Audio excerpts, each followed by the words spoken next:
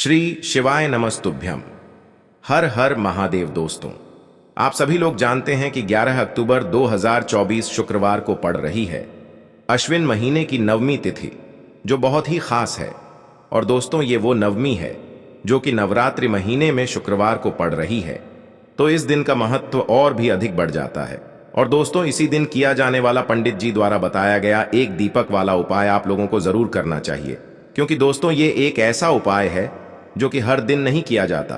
अश्विन महीने में जो नवमी तिथि आती है उसी दिन किया जाता है। अगर आप लोगों ने इस उपाय को नहीं किया है या किसी कारणवश नहीं कर पाए हो, तो इस शुक्रवार नवमी तिथि के दिन इस उपाय से मत चूकना। दोस्तों देखिए, ये दिन इतना खास होता है, इतना महत्वपूर्ण होता है। देखा गया है कभी कभी बड़े बड़े पूजा पाठ अनुष्ठान से जो मनोकामना पूर्ण नहीं होती है, वह शुक्रवार के दिन एक छोटे से उपाय करने से ही आपकी मनोकामना पूर्ण हो जाती है।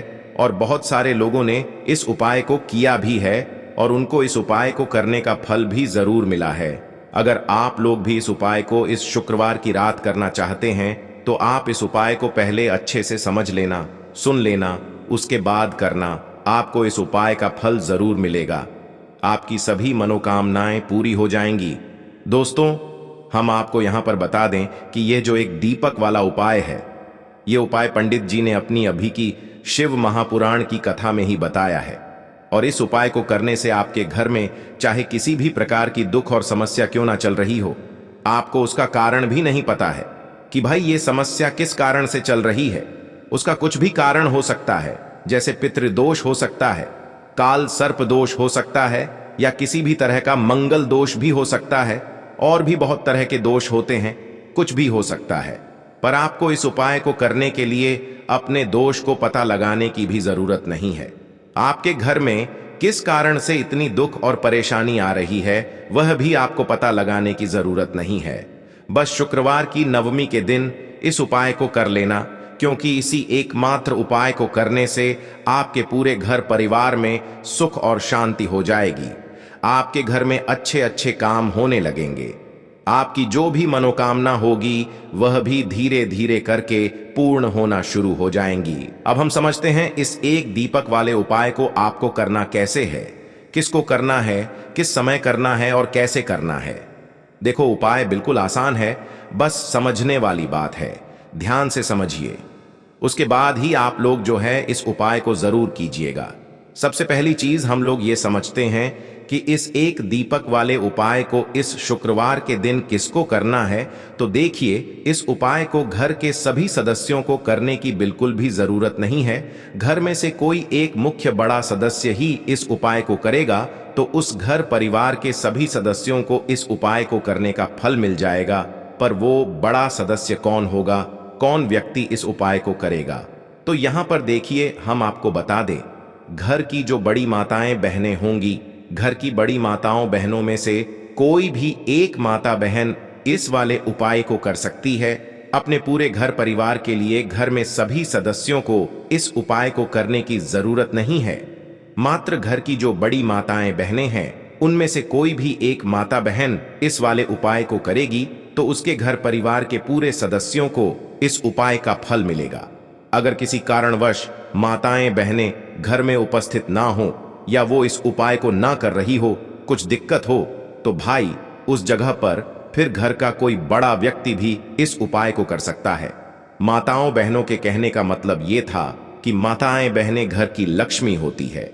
जब घर की लक्ष्मी कोई उपाय करती है, तो निश्चित ही भगवान शिव जी बहुत जल्दी प्रसन्न होते हैं और उपाय का फल में बहुत जल्दी और बहुत बड़ा करके भी यहां पर देते हैं।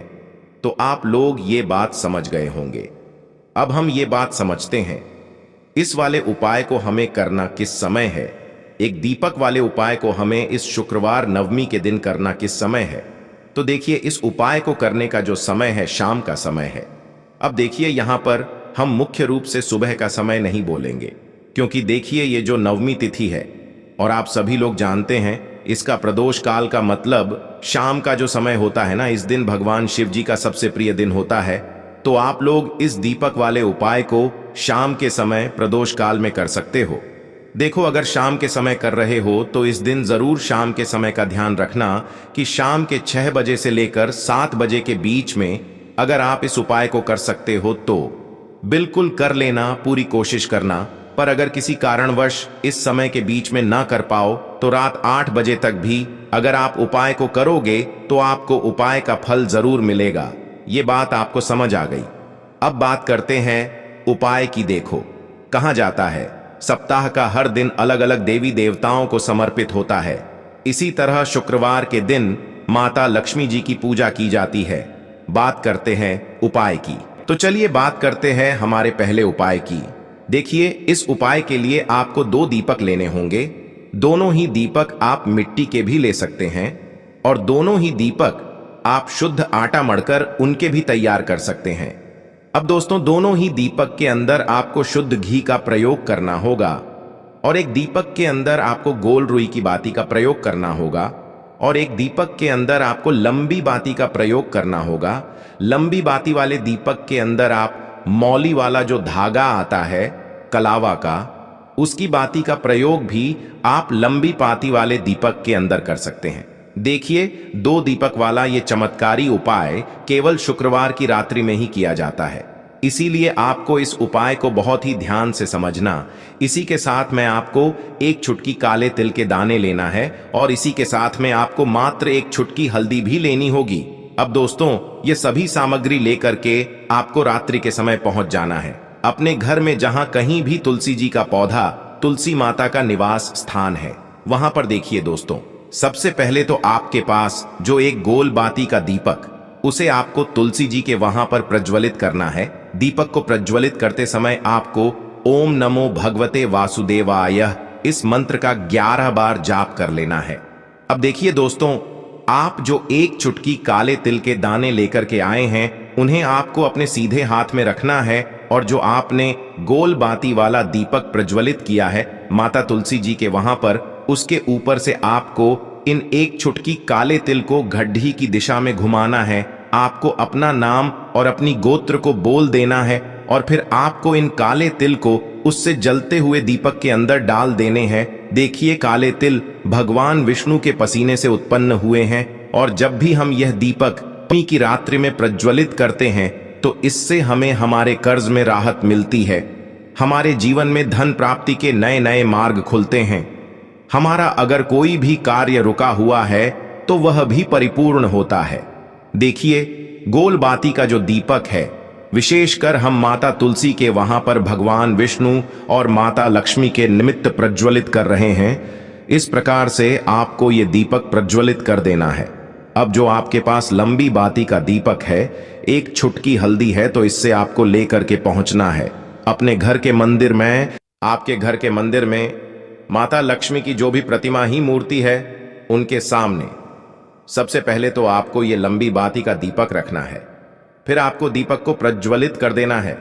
दीपक को प्रज्वलित करते समय आपको ओम महालक्ष्मी नमः इस मंत्र का जाप करते रहना है। अब दोस्तों, आपके पास जो एक चुटकी हल्दी है, उसे आपको अपने सीधे हाथ में रखना है और इस एक चुटकी हल्दी को आपको उस दीपक के ऊपर से 11 बार घड्डी की दिशा में घुमाना है और आपको ओम महालक्ष्मी नमः मंत्र का जाप करते रहना है और इस एक चुटकी हल्दी को आपको उसे दीपक के अंदर डाल देना है। देखिए, एक चुटकी हल्दी वाला जो दीपक है आपके जीवन से दुर्भाग्य को समाप्त करता है, माता लक्ष्मी की आपको कृपा प्राप्त करवाएगा, धन प्राप्ति के आपके जीवन में नए नए मार्ग बनाएगा। देखो, अगला उपाय है वो भी बहुत ज्यादा खास है। तीनों उपाय को आप जरूर सुनना, क्योंकि जो आपको अच्छा लगे वो उपाय आप कर सकते हैं। देखिए, इस उपाय के लिए आपको 2 हरी इलायची लेनी होगी। हरी इलायची आपको साबुत लेनी है, खंडित नहीं होनी चाहिए। और इसी के साथ में आपको मात्र थोड़ा शहद लेना है। शहद आपको मात्र आधा चम्मच या फिर उससे भी कम ले लेना है और इसी के साथ में आपको एक दीपक ले लेना है। दीपक आप चाहे तो मिट्टी का भी ले सकते हैं और आप चाहे तो शुद्ध आटा मढ़कर उसका दीपक भी आप तैयार कर सकते हैं। इस दीपक के अंदर आपको मौली का जो धागा आता है कलावा का, उसकी बाती का प्रयोग करना होगा। यानी कि इस दीपक के अंदर आपको लाल रंग की बाती का प्रयोग करना होगा और इस दीपक के अंदर आपको शुद्ध घी का प्रयोग करना होगा। अब ये सारी सामग्री लेकर के आपको अपने घर में जो भी मंदिर है वहां पर पहुंच जाना है और आपको माता लक्ष्मी के किसी भी स्वरूप के सामने बैठ जाना है। अगर माता लक्ष्मी की फोटो है, माता लक्ष्मी की प्रतिमा है, तो उनके सामने आपको बैठ जाना है। अगर माता पार्वती की प्रतिमा है तो उनके सामने आपको बैठ जाना है, यानी कि किसी भी माता के स्वरूप के सामने आपको बैठ जाना है। अब देखिए, सबसे पहले तो आपको माता रानी के सामने थोड़ी सी चावल की ढेरी बना देनी है, यानी कि थोड़ी सी अक्षत के दाने आपको माता रानी के सामने रखना है। उसके बाद आप जो एक दीपक लेकर के गए हैं, उस दीपक को आपको उन्हीं चावल के दानों के ऊपर रख देना है और फिर इस दीपक को आपको माता रानी के सामने प्रज्वलित कर देना है। देखें, इस दीपक को प्रज्वलित करते समय आपको ओम महालक्ष्मी नमः इस मंत्र का लगातार जाप करते रहना है। दीपक को प्रज्वलित करने के बाद आप जो 2 हरी इलायची लेकर के गए हैं, उसमें से एक हरी इलायची को तो आपको उसी दीपक के अंदर डाल देनी है और वहीं पर आपको कम से कम 21 बार ओम महालक्ष्मी नमः इस मंत्र का जाप कर लेना है। अब आपके पास जो शहद है और एक हरी इलायची है, उसे सीधे आपको लेकर के पहुंच जाना है। भगवान शिव के मंदिर में पूज्य गुरु जी ने बताया है कि यह उपाय आपको सिर्फ और सिर्फ शाम के समय ही करना होगा। शाम को जब भी सूर्यास्त का समय होता है तो उस समय आपको यह उपाय करना है। लेकिन सबसे पहले तो आपके पास जो एक हरी इलायची है, उसे आपको उस शहद के अंदर अच्छे से डुबो देना है, यानी कि शहद का लेपन उसे हरी इलायची के ऊपर चारों तरफ आपको कर देना है। अब यह जो शहद से युक्त हरी इलायची है, इससे आपको भगवान शिव के शिवलिंग पर अर्पित कर देनी है और आपको वो श्री शिवाय नमस्तुभ्यम इस मंत्र का लगातार जाप करते रहना है। फिर इसके बाद आपको एक लोटा जल भी अपने साथ लेकर के जाना। तो यह एक लोटा जल भी आपको धीरे धीरे शिवलिंग पर समर्पित कर देना है और आपको श्री शिवाय नमस्तुभ्यम इस मंत्र का जाप करते रहना है। फिर इसके बाद आपको अपने घर आ जाना है। इस प्रकार से आपको ये उपाय कर लेना है।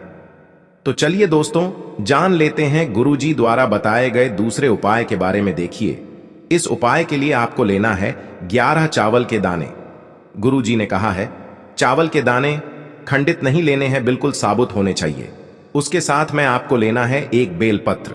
बेलपत्र का भी एक नियम है, अगर आपके पास बेलपत्र नहीं है तो आप शिवलिंग से उठाकर उसको पुनः शुद्ध जल से धोकर इस्तेमाल कर सकते हैं। इस प्रकार आपको बेलपत्र लेना है। इसके बाद आपको एक लोटा जल लेना है। अब ये सब सामग्री लेकर आपको जाना है महादेव के मंदिर में। देखो, अब आपको उत्तर साइड में खड़े हो जाना है और सबसे पहले आपको एक बेलपत्र अपने हाथ पर और 11 चावल दाने रखकर शिवलिंग के ऊपर अपना नाम और गोत्र बोलते हुए समर्पित कर देना है और ओम नमः शिवाय श्री शिवाय नमस्तुभ्यं का लगातार जाप करना है। अब आपको जो एक लोटा जल साथ में लेकर आए थे, उसे धीरे धीरे बेलपत्र और चावल दाने के ठीक ऊपर आपको समर्पित करते जाना है और शिव पुराण के मूल मंत्र श्री शिवाय नमस्तुभ्यं का 11 बार जाप करना है और अपनी मनोकामना बोलते जाना है। देखो, बस छोटा सा उपाय करना है, देखना एक दिन आपके सब काम बनने लग जाएंगे। गुरुजी का बहुत ही विशेष उपाय है। चलते हैं तीसरे उपाय की तरफ। देखिए, इस उपाय के लिए आपको एक तांबे के पात्र के अंदर सबसे पहले अपने घर से शुद्ध जल लेना है। फिर इसी के साथ में आपको मात्र थोड़ा सा शहद लेना होगा। शहद आपको आधा चम्मच या फिर उससे भी कम लेना है और इसी के साथ में आपको एक प्यारी सी बेलपत्र ले लेनी है। बेलपत्र यदि आपको नहीं मिल पाती है तो भगवान शिव के शिवलिंग पर चढ़ी हुई बेलपत्रों को आप पुण्य शुद्ध जल से धोकर के उपयोग कर सकते हैं और बेलपत्र जो है वह कहीं से भी कटी फटी खंडित नहीं होनी चाहिए। अब ये तीनों सामग्री लेकर के सीधे आपको पहुंच जाना होगा भगवान शिव के मंदिर में। ये उपाय सुबह से लेकर के शाम तक किसी भी समय कर सकते हैं। देखिए, सबसे पहले तो आपके पास जो शहद है, उससे आपको अपने सीधे हाथ की छींटी उंगली के जो पास वाली उंगली होती है, अनामिका उंगली, उसमें थोड़ा सा शहद आपको लेना है और इससे फिर आपको शिवलिंग पर जहां माता सुंदरी का स्थान होता है, वहां पर आपको ओम का निर्माण करना है। लेकिन जलाधारी के बिल्कुल बीच में जो स्थान होता है, उससे माता अशोक सुंदरी का स्थान कहते हैं और इसी स्थान पर आपको शहद से ओम का निर्माण करना है। अब दोस्तों, आपके पास जो एक बेलपत्र है, उससे आपको अपने सीधे हाथ की हथेली पर रखना है और महादेव से आपको अपनी वह विशेष मनोकामना, आपके जीवन में जो भी संकट चल रहे हैं, जो भी समस्याएं चल रही हैं, जो भी जीवन में दुर्भाग्य बना हुआ है, आप अपने किसी भी कार्य में सफल नहीं हो पा रहे हैं, तो जिस भी प्रकार की आपकी समस्या है उसे दूर करने के लिए आपको महादेव से प्रार्थना कर लेनी है। और फिर यह जो एक बेलपत्र है, इससे आपको शिवलिंग पर माता अशोक सुंदरी वाले स्थान पर समर्पित कर देनी है। देखिए, जहां पर आपने ओम का निर्माण किया है उसी के ऊपर आपको ये बेलपत्र भी समर्पित कर देनी है। देखिए, बेलपत्र की चिकनी साइड का हिस्सा शिवलिंग से स्पर्श होगा और इसकी जो डंडी है वो आपको जलाधारी की ओर रखनी है। पत्ती वाला भाग शिवलिंग की तरफ रहेगा। इसी प्रकार से आपको यह बेलपत्र समर्पित कर देनी है। अब दोस्तों, आपके पास जो एक जल का पात्र है उसमें से थोड़ा सा जल तो आपको बेलपत्र की जो आगे वाली पत्ती है उस पर आपको समर्पित करना है और आपको श्री शिवाय नमस्तुभ्यम इस मंत्र का जाप कर लेना है। फिर उस पात्र के अंदर जो जल बचेगा उसे पूरा आपको भगवान शिव के शिवलिंग पर धीरे धीरे समर्पित करते जाना है और लगातार आपको शिव महापुराण के मूल मंत्र श्री शिवाय नमस्तुभ्यम इस मंत्र का जाप करते रहना है। गुरुजी ने कहा है कि जल आपको इतने धीरे धीरे समर्पित करना है कि जल समर्पित करते हुए आप कम से कम 11 बार श्री शिवाय नमस्तुभ्यम या फिर ओम नमः शिवाय इस मंत्र का जाप कर सके। फिर इसके बाद वापस आपको अपने घर आ जाना है। इस प्रकार से आपको ये उपाय कर लेना है। आप देखेंगे कि आपकी सभी मनोकामनाएं अवश्य ही पूरी होंगी। ये उपाय आपको अवश्य करने हैं। इस वीडियो में हमने आपको 3 से 4 महा उपाय आपको बताए हैं जो आपको शुक्रवार के दिन करने हैं। अगर आपके मन में उपाय से जुड़ा कोई भी सवाल है तो हमें कमेंट बॉक्स में पूछ सकते हैं। उपाय करते समय कोई भी गलती नहीं करनी है। अगर आपको हमारी वीडियो पसंद आए तो हमारे इस चैनल को सब्सक्राइब जरूर करें। हर हर महादेव। ओम नमः शिवाय। श्री शिवाय नमस्तुभ्यम। देखिए, इस उपाय के लिए आपको तुलसी जी की जो सूखी लकड़ी होती है उसे ले लेना है। देखिए दोस्तों, यदि आपके पास पुरानी तुलसी जी की लकड़ी है तो उसे आप ले सकते हैं, और यदि आपके घर में तुलसी जी जो लकड़ी है वो सूखी हुई है तो उसकी लकड़ी आप तोड़ डेच करके इस्तेमाल कर सकते हैं। लेकिन आपको ध्यान रखना है कि सूर्यास्त से पहले पहले ही आपको ये जो तुलसी जी की लकड़ी है इससे अवश्य ही तोड़ डेच लेना है। तो इस उपाय के लिए आपको सबसे पहले तो एक मिट्टी का दीपक लेना होगा। आप चाहें तो आटे का दीपक भी ले सकते हैं, क्योंकि आटे का दीपक सभी दीपक में सर्वोत्तम माना गया है। इस दीपक के अंदर आपको शुद्ध घी का प्रयोग करना होगा और इससे दीपक के अंदर अपने जो तुलसी जी की लकड़ी ली है उसे भी रख देना है। लेकिन ये जो तुलसी जी की लकड़ी है इसमें आपको चारों तरफ अच्छे से घी लगा लेना है। देखिए, गुरु जी ने बताया है कि जो तुलसी जी की लकड़ी है यदि आप उपाय करते हैं और बहुत ही शीघ्रता से जल जाती है तो इसके लिए आपको एक कार्य करना है। आपको थोड़ी सी रुई ले लेनी है और उससे रुई को आपको जो तुलसी जी के अपने लकड़ी ली है उस पर अच्छे से चारों तरफ लपेट देनी है। तुलसी जी की लकड़ी के ऊपर रुई लपेटने के बाद इसे आपको पूरा घी के अंदर डुबो लेना है। अब इसे आपको बाती के रूप में प्रयोग करना है। अब दोस्तों, इस दीपक को आपको प्रज्वलित कहाँ करना है, तो इस दीपक को आपको या तो भगवान विष्णु के सामने प्रज्वलित करना होगा, या फिर आपको भगवान श्री राम के सामने प्रज्वलित करना होगा, या फिर भगवान कृष्ण के सामने यानी कि भगवान विष्णु के जो भी अवतार हैं उनके सामने आप ये दीपक प्रज्वलित कर सकते हैं। या फिर आप इससे दीपक को माता तुलसी जी के सामने भी प्रज्वलित कर सकते हैं। पूज्य गुरु जी ने बताया है कि जो भी व्यक्ति इस प्रकार से तुलसी जी की डंडी से यह दीपदान कर देता है उसके जीवन में कभी भी धन की समस्या नहीं होती है। इसीलिए आपको ये पूरे साल में केवल एक बार ही मौका मिलता है।